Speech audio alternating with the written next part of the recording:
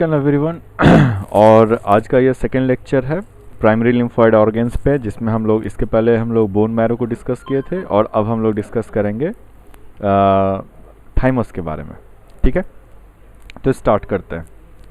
Basically thymus का क्या है कि हम लोगों को ज़्यादातर इसका हिस्टोलॉजी जो है वो थाइमस के बारे में पढ़ना है कि इसका पोजीशन क्या होता है और इसके अंदर जो सेल्स और इसके जो स्ट्रक्चर्स होते हैं वो क्या है, क्योंकि फंक्शन जो है इसका बहुत लिमिटेड है। ये सिर्फ और सिर्फ एज अ लिम्फॉइड ऑर्गन सिर्फ टी सेल्स के मैच्योरेशन में ही हेल्प कर रहा होता है। तो सबसे पहला चीज़ क्या है कि जो थाइमस है वो फ्लैट बाइलोब्ड इनकैप्सुलेटेड ऑर्गन है। Flat bilobed encapsulated organ. ठीक है, और यहाँ पे मैंने ये भी दिखाया हुआ है कि ये बाइलोब्ड स्ट्रक्चर का कैसे है और ये एग्जैक्टली कहाँ पे होते हैं। That is located behind sternum, located behind sternum. ठीक है, और above and in front of heart. Above and let me change it in front of heart। ठीक है, तो थाइमस के बारे में क्या है कि यहाँ पे इसके पोजीशंस को एक बहुत क्लियर कट डायग्राम में यहाँ पे दिखाया गया कि एग्जैक्टली लोकेटेड कहाँ पे होते हैं।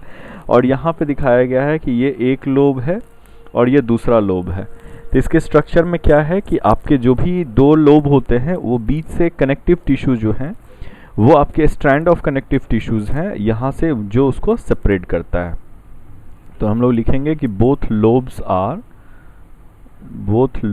आर सेपरेटेड बाय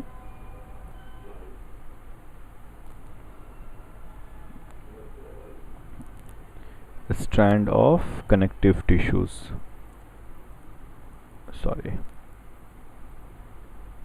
कनेक्टिव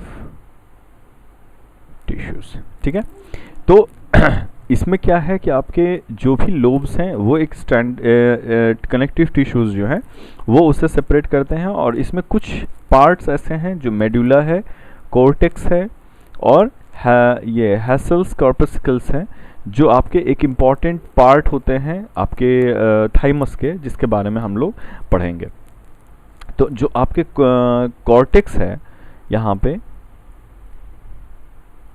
इसका अगले स्लाइड में मैंने और भी डायग्राम्स इसके ऐड किए हुए हैं। तो ये क्या है कि डेंस कलेक्शन ऑफ थाइमोसाइट्स होते हैं, इसमें बहुत सारे सेल्स हो जाते हैं और चूंकि थाइमस के अंदर में पाए जा रहे हैं इसलिए थाइमोसाइट बोलते हैं। तो it contains dense collection of thymocytes. ठीक है, और साथ ही में क्या होता है, सॉरी मैं अगले स्लाइड पे चला गया by mistake. Dense collection of thymocytes हैं और यहाँ पे क्या है कि ये मोस्ट ऑफ द लिम्फोसाइट्स जो यहाँ पे मैच्योर कर रहे होते हैं वो कोर्टेक्स में ही पाए जाते हैं। तो most of the lymphocytes are found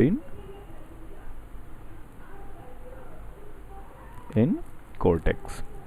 ठीक है, तो जो भी सेल्स हैं जो यहाँ पे मैच्योर करने आए होते हैं या यहाँ के डिवीजन से उनका सिंथेसिस हो रहा होता है वो सारे के सारे यहाँ पे ही थाइमोसाइट्स में या कोर्टेक्स में ही पाए जाते हैं। तो सेकेंड स्ट्रक्चर जो यहाँ पे है जिसको हम लोग को डिस्कस करना है that is Hassall's कॉर्पस्कल्स।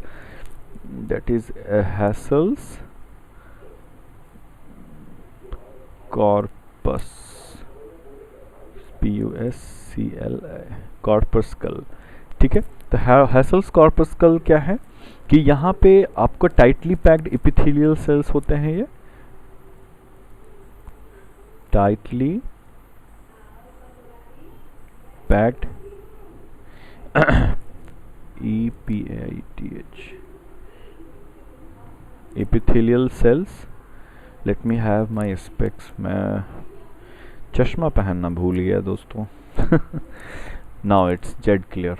Tightly packed epithelial cells होते हैं नाउ एपिथेलियल सेल्स में क्या होते हैं कि रोमनेंट जो आपके डिग्रेडिंग सेल्स हैं उनके, इसको बोला जाता है कि रेमनेंट, REMNANTS, जो भी डिग्रेडिंग सेल्स के बाद जो बचते हैं, तो आप देखेंगे हैसल कॉर्पस्कल्स का क्या है कि बहुत सिकुड़ा हुआ सा इसका स्ट्रक्चर है जो आगे वाले स्लाइड में है। तो जो भी सेल्स ग्रो कर रहे होते हैं बहुत तेज़ी में, उतनी ही तेज़ी में सेल्स कुछ डिग्रेड भी करते हैं। तो बीच का एक एरिया ऐसा बच जाता है जहाँ पे ऑन गोइंग डिवाइडिंग सेल्स और डिग्रेड होने के बाद जो बचे हुए सेल्स होते हैं उसी को हम लोग रेमिनेंट ऑफ डिग्रेडिंग सेल्स जो है वही आपके एज अ हैसल्स कॉर्पस्कल्स की तरह दिखाई देते हैं। डिग्रेडिंग सेल्स जो हैं वही हैसल्स कॉर्पस्कल्स की तरह दिखाई देते हैं। ये इनमें किन 3 तरह के सेल्स पाए जाएंगे, जिसमें लिम्फोसाइट्स आते हैं, लिम्फोसाइट्स हैं, इओसिनोफिल्स हैं और मैक्रोफाजेज हैं।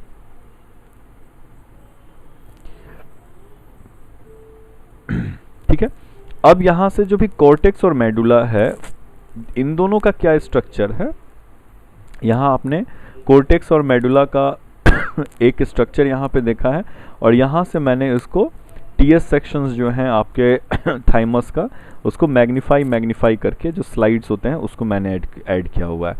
तो अगला जो डिस्कशन करना है थाइमस के ही अंदर में, वो है कॉर्टेक्स एंड मेडुला के बारे में। ठीक है, तो कॉर्टेक्स और मेडुला क्या है कि नॉन लिम्फोइड स्ट्रोमा सेल्स होते हैं, जो ये भी सेल्स ही हैं, लेकिन इनमें लिम्फोइड सेल्स नहीं होते हैं। ठीक है, तो स्ट्रोमा की तरह ये काम करते हैं। आप प्लीज़ चेक कीजिएगा कि स्ट्रोमा सेल्स का स्ट्रक्चर या मेन फंक्शन क्या होता है। ठीक है, और इपिथेलियल रेटिकुलर सेल्स भी इसमें पाए जाते हैं। इपिथेलियल रेटिकुलर सेल्स हैं जो भी वो भी यहाँ पे पाए जाते हैं। इंटरडिजिटेटिंग डेंड्राइटिक सेल्स है,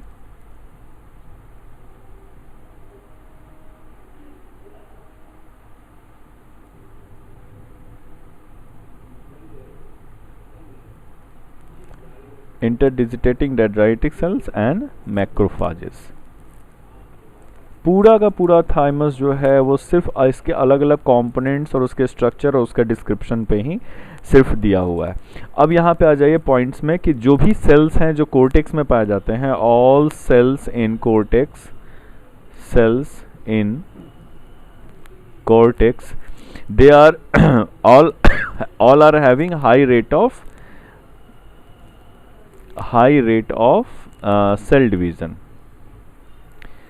ठीक है, high rate of cell division उनमें पाया जाता है, और साथ ही साथ में क्या है कि इतना सेल डिवीज़न होने के बाद भी बहुत स्मॉल सबसेट होता है, या बहुत स्मॉल सेल्स सबसेट जो हैं आपके, बहुत स्मॉल अमाउंट ऑफ सेल जो हैं, सिर्फ वही जो है एज अ टी लिम्फोसाइट के लिए काम करने के लिए करते हैं। जैसे स्मॉल सबसेट ऑफ जो थाइमोसाइट्स हैं, थाइमोसाइट्स वो जो हैं as a T cell generate होकर के आते हैं, ताकि आपका टी लिम्फोसाइट्स की तरह वो काम कर सकें। ठीक है, और उसका भी माइग्रेशन आपका कॉर्टेक्स और मेडुला के बीच में जो हो रहा होता है। इसका कारण क्या है कि जितने भी सबसेट ऑफ थाइमोसाइट्स डेवलप किए होते हैं, उनके ऊपर में expression of receptor is compulsory. ठीक है, तो expression of receptor is compulsory. ठीक है, तो कंपल्सरी होने के चलते क्या है कि अगर जितने भी थाइमोसाइट्स हैं, अगर उसके ऊपर में रिसेप्टर्स डेवलप नहीं किया है जो MHC प्लस एंटीजन को रिकॉग्नाइज कर सके, तो उस तरह के जो भी टी सेल्स मैच्योर किए भी होते हैं, तो उसका फिर यहाँ पे आपका सिलेक्शन प्रोसीड्योर से उनको हटा दिया जाता है। ठीक है, इसलिए क्या है कि सेल डिवाइड करते हैं, फिर उसके ऊपर में एक्सप्रेशन होता है रिसेप्टर्स का। अगर उनके ऊपर में रिसेप्टर्स का एक्सप्रेशन नहीं हुआ है, तो वो बी सेल की तरफ ही आपके 2 पार्ट है एक्सप्रेशन। बी सेल में भी ये चीज हो रहा था, एक्सप्रेशन ऑफ रिसेप्टर्स और दूसरा था कि सेल्फ रिएक्टिंग जो सेल्स होते हैं इनका सिलेक्शन हो करके डिग्रेड कर दिया जाता है, और बहुत बड़ा पॉपुलेशन है SELECTION, yes, selection and degradation. कई बार ऐसा होता है कि सिंपल वर्ड मीनिंग भी आपको एक बार चेक करना पड़ता है कि स्लिप कर गया। तो हर वो सेल्स जिनके ऊपर में एक्सप्रेशन ऑफ रिएक्शन रिसेप्टर्स में प्रॉब्लम हुआ है या फिर सेल्फ रिएक्टिंग सेल्स हैं, अगर उनके बीच में अगर कुछ एक्सप्रेशन में कुछ हिंड्रेंस आया हुआ है तो फिर वो आपके काम नहीं करेंगे। ठीक उसी तरह से जब ये टी सेल बन जाते हैं तो अकॉर्डिंग टू द सिग्नल फिर ये टी हेल्पर सेल्स और टी साइटोटॉक्सिक सेल्स की तरह अपने आप को डिफ्रेंशिएट करते हैं और फिर अकॉर्डिंगली इनका काम हो रहा होता है। यहाँ पे अगर आप आएंगे तो चेक करेंगे कि एक टीएस में ये पूरा का पूरा जो स्ट्रक्चर है वो आपके थाइमस का ही है। उसमें से एक सेक्शन है जिसको हम मेडुला और कॉर्टेक्स लिए हुए हैं, फिर इसको मैग्नीफाई किया गया है। तो कॉर्टेक्स का एरिया आप देख सकते हैं, यहाँ पे कॉर्टेक्स का एरिया है और ये मेडुला का है। मेडुला में कई सारे थाइमोसाइट्स दिख रहे होते हैं, लेकिन जिस तरह से पॉपुलेशन बढ़ता है इस एरिया को एकोमोडेट करने के लिए कुछ सेल्स बीच से डिग्रेड भी होने स्टार्ट होते हैं, और वही रेमिनेंट सेल्स होते हैं जो कि डिग्रेड होते होते हैसल्स कॉर्पस्कल्स का सिंथेसिस करते हैं, और ठीक फिर उसको भी थोड़ा सा और मैग्नीफाई करेंगे तो ये आपके हैसल्स कॉर्पस्कल्स जो हैं वो यहाँ पे जूम करके यहाँ पे दिख रहे होते हैं। So guys this was all about thymus, जिसमें उसके हिस्टोलॉजी को सिर्फ डिस्कस करना है। और आप लोग सब लोग को पता है कि thymus is the site from where bone marrow synthesis होने के बाद जो लिम्फोसाइट्स होते हैं जो माइग्रेट करके थाइमस में आते हैं मैच्योरेशन के लिए, हम उनको टी लिम्फोसाइट्स बोलते हैं। और बेसिक फंक्शन जो है थाइमस का यहाँ पे यही है। यहाँ पे मैंने एक ये है जिसको थाइमस एजुकेशन बोलते हैं, थाइमस एजुकेशन। इस टॉपिक को मैंने यहाँ पे इंक्लूड नहीं किया है क्योंकि ये थोड़ा सा एडवांस लेवल का है, और जिस पॉपुलेशन ऑफ स्टूडेंट्स को मैं टारगेट कर रहा हूँ वहाँ पे अभी थाइमस एजुकेशन का डिस्कशन करना कोई कंपल्सन नहीं है। क्लियर है? तो चलेंगे, आज के लिए इस टॉपिक के लिए इतना ही है। इसके बाद वाले स्लाइड में हम लोग फिर नेक्स्ट वीडियो में हम लोग आएंगे सेकेंडरी लिम्फोइड ऑर्गन्स के बारे में। Thank you guys.